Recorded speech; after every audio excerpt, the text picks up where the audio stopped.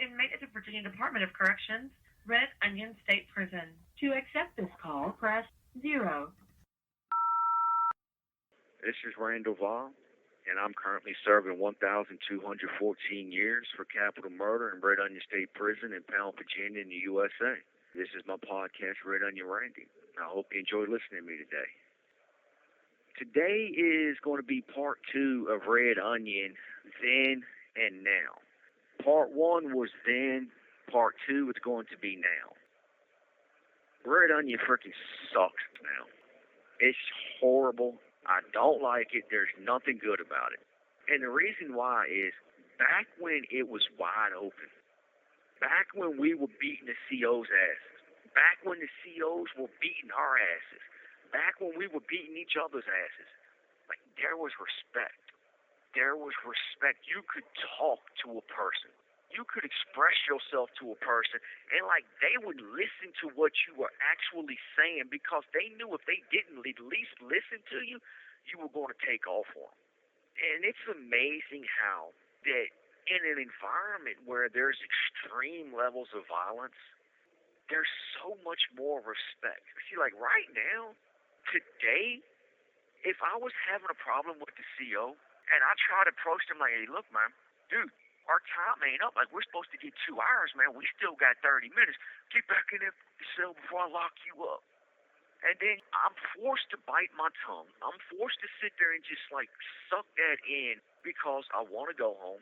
I want to get transferred off of Red Onion. I don't want to be that violent jerk no more. I don't want to be that bad person no more. I want to rise above that. I want to be something better, something more than just punching somebody because I don't like what they said or I don't like how they said it. Like, I don't want to be that guy anymore. And yeah, I was that guy before, and that's why I'm stuck here at Red Onion dealing with the crap I'm dealing with. Because I let my pride, my ego, and my arrogance get the better of me year after year after year for a couple of decades. The worst thing about Red Onion now, man, is you can't actually talk to someone because everybody has attitudes, and nobody's willing to do anything about it. Like, it's just, and yeah, it's better in some ways. And I will say that it is better in some ways because there's no more long-term solitary confinement up here. You know, and that's one of the best things about this place now. So when we say long-term now, like, we just had a guy just talked about it. Well, Jess and Kirk, when they got to fighting and stuff, whatnot. And Kirk, he grabbed the clippers, which those clippers are solid metal, and they weigh a good 5 pounds. So because he picked them up in a fight situation, even though he did not use them, he simply picked them up. He still got sent over to C building, which is where long-term SEG is now. And that's only going to be between 9 to 12 months before he's back on the yard. It could possibly even be a little bit sooner, depending on how well he behaves himself over there, because they got like a check system now. You know, when the floor officers go around and they talk to you, they see how you're behaving and are you arguing and cussing, you know, stuff of that nature. Like, they'll put either a check in the book or they'll put a little X in the book beside behavior. Is the cell clean? You know, is he groomed? You know, those types of things. Is he cussing? Is he gunning? And you got to go through that little checklist, and that determines what level you are. Because they got 3 levels back there. They got a yellow card. No, they got a red card, then a yellow card, then a blue card. The red card, you get nothing except basic necessities. The yellow card, you get, I think, like $10 worth of commissary a week, and you get your player, your tablet and whatnot, and you can use the phone. And then the blue card, I think you can order $20 or $25 a week in food, and you get your television and your player and the phone and, you know, all of that stuff. So that's long-term solitary now, so that's not bad, you know. But back in the day, man, you get locked up for anything, you're going to do minimum 2.5 years, and all the way up to 5+ years. The food was way better then. The food sucks now. I'll always take a shot at the kitchen because I freaking hate them and what they do. And that's another thing about the prison system now, especially Red Onion now, that I really hate about this place now, is that you have gangs in the system now. You have a lot of gangs in the system. Like, I've been here for 30-some years, and I can't even keep track of all of them. Now, you have the guys in the gangs that have rank, like lieutenants and generals and all this freaking crap. Bunch of damn kids posing is what it is.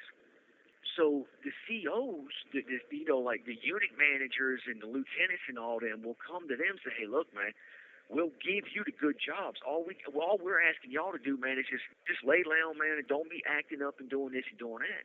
So the gang leaders are like, hell yeah, man, I'll take the job in the kitchen. I'll take the job in laundry, blah, blah, blah. So they let the gang members go over to the honor pod and get the jobs in the kitchen and steal all the good food, eat all the good food, send us crap. They don't know how to cook. They don't know how to prep food. They don't know how to wash the freaking dishes. And they don't care about it because they're over there cooking up pizzas and barbecue chicken and burritos and all this stuff for them. And we're stuck with some half-rotten beans. And then you got the ones working in the laundry. They go over there. They're stealing all the fresh clothes, all the brand-new clothes. They're sending them in laundry bags to their homeboys, to their gang members.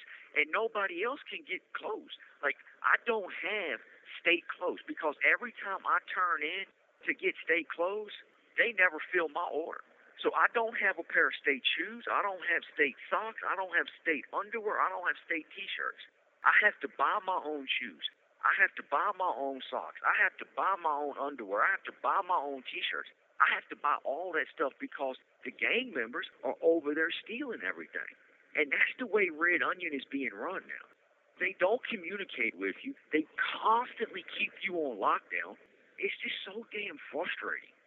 And they've got it to where, because it used to be where the bottom tier and the top tier would come out at the same time. And you would come out from like 7 o'clock in the morning until 11 o'clock in the morning. Then you would lock down for 2 hours for lunch and count and everything. And then at 1 o'clock, you would come back out until 4 o'clock, and then they would feed. And then sometimes they would let you out for another 30 to 40 minutes. Sometimes not. It just really depended on the flow officers. And then they would count at 6 o'clock. And then around 6:30, count would be cleared, and they would let you out from 6:30 till 9 o'clock. And we would have it worked out. For the first hour, the bottom tier gets the phone. The second hour, the top tier gets the phone. And we work together, and you got plenty of rent. Like, you got out the cell. You could go in and out the cell if you wanted to. Now, if I had to urinate, I can't just tell the CEO in the booth, hey, look, man, pop the door, let me go in, use the bathroom real quick, and come back out.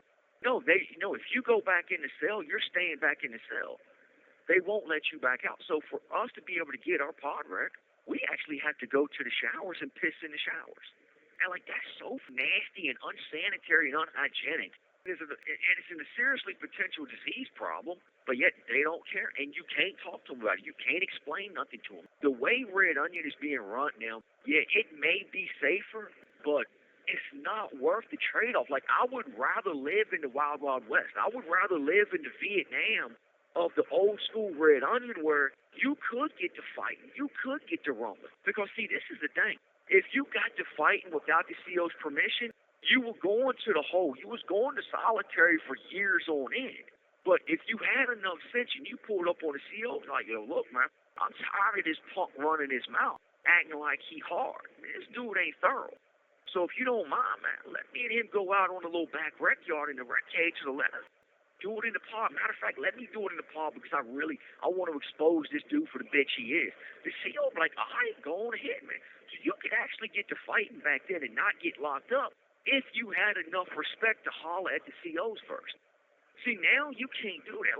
You get to fighting now, but you're going to do 10 days in the hole, and then you'll get back out. Honestly, it's really not that big a deal, but it's not even worth it now because the place is so bad. Everything up here is so bad now that you're willing to play the bitch role. You're willing to just let stuff slide that you would not let slide in prison because it's not that you want to get off of Red Onion. You have to get off of Red Onion now. And it's ridiculous that the prison has to be this way. I actually told the warden and the assistant warden 2 months ago, they made rounds in the pod, and I pulled up on them. And I'm like, look, man, dude, why are y'all running the prison this way? Because this is the thing, all right, let's say if I jump up right now and I fire off on somebody and we get to fight, they'll lock us down. Not only will they lock us down, They're going to lock the entire compound down. They're actually punishing people that had nothing to do with it. People that were actually behaving and following the rules are going to get punished because I decided to break the rules. And that's what Red Onion does all the damn time. In 10 weeks of this year, it's 12 weeks. It's been 12. This is the 12th week right now. And of these 12 weeks, we spent 5 weeks on lockdown. It's crazy how they're running. So I pulled up on him and I talked to him like, look, man, y'all got to stop this crap, man. We need to go back and carry it the way it used to be back in the day. Because then we had respect. Because then things ran smoothly. There was so many less problems in this prison system because dudes knew, hey, look, man, I can get hands put on me at any time. My episode where I was talking about the deal I made with Jess and Kirk. And actually, matter of fact, I have an update on that. The person that relays messages back and forth took my kite over there to her last night. And she read it, and she was like, you know what? Yeah, I was wrong. And she sent an apology back over here to me this morning.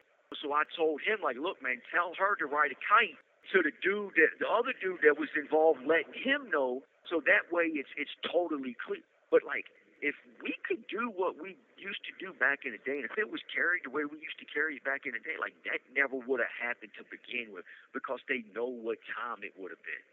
Because I would have hollered at the CO, yo, look, man, take me over there to where they at, pop her door, and let us do what we do. And I'm wrong for that. I mean, I'm wrong for even thinking it. I'm wrong for even saying it. And I understand that now because I've made the choice to be more aware of my pride, my ego, and my arrogance, especially when it comes to violence. Because just because I can be violent doesn't mean I have to be violent. I don't have to respond to situations that upset me with violence. So I'm getting better, but Red Onion, unfortunately, is getting worse.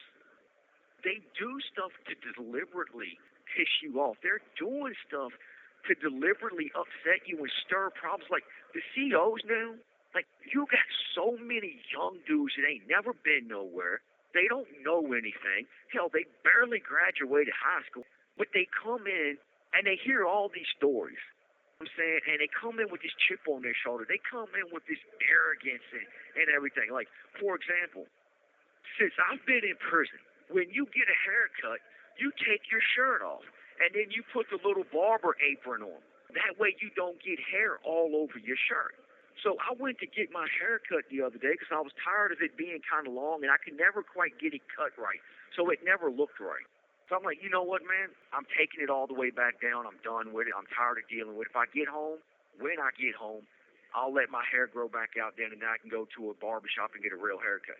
So I take my shirt off. You got this young dude holding the gun up in the booth. He want to point the gun directly at me. You need to put your shirt back on. Hold on, man. Wait, I'm getting my hair cut. You need to put your shirt on. You can't be in the pub with your shirt on, blah, blah. Like, man, what the? All right, man, whatever, man. It is what it is. Like, they don't know how to talk to us no more. Like, back in the day, there ain't no CO would have ever said some crap like that. That's what you got to deal with now, man. Like, you can't talk to nobody. You can't get anything done. Like, you have to threaten them just to get a freaking request form, just to be able to get some medical help. As a matter of fact, I got a story. I couldn't even believe I forgot about it. This just happened a couple of weeks ago, right before we went on live. You got these two cellies upstairs, and the one cellie was feeling bad all day, and he was actually using the bathroom. He was sitting on a toilet when he started shaking and kind of like seizing. Like, he didn't go into full-blown seizure mode, but he started to seize up.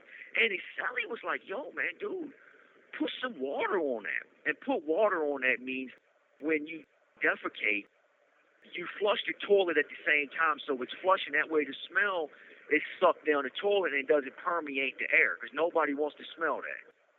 So, like, dude didn't do that. So he was like, yo, look, man. And he said it a couple of times, and finally he kind of like ripped the curtain down, because when you're using the bathroom, you hang a blanket from one side of the wall to the other side of the wall to give both of y'all some privacy. So dude, like, he was going to fight the dude. Like, he's going to whoop dude's ass for not flushing the toilet and letting the smell get in there. And he saw the dude laying on the floor. This dude actually fell off the toilet onto the floor and was shaking around.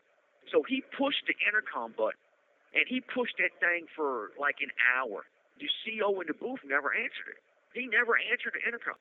So, dude, he starts beating and banging on the door, kicking the door, banging on the trace line. Like, man, I got a medical emergency. I got a medical emergency. Nobody answered, man. Nobody responded. And then when the CO made rounds, CO Rose, he came around making rounds, and he heard the dude beating and banging. Like, yo, man, stop beating on that damn door if I lock your ass up. Dude, like, I got a medical emergency. So Rose, he stops. He looks, oh, shit. He runs. He sprints towards the inmate's door, and he looks in and sees it, and he gets on the radio and calls the code red, and he gets the dude help. That's the stuff you have to deal with now. This dude could have died because the CO in the booth didn't want to answer. You have 1 minute remaining.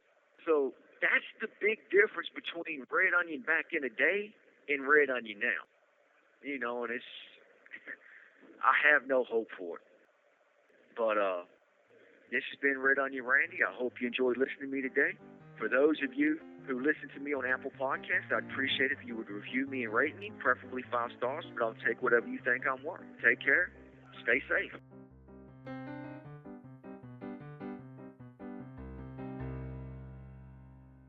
Thank you for using GTL.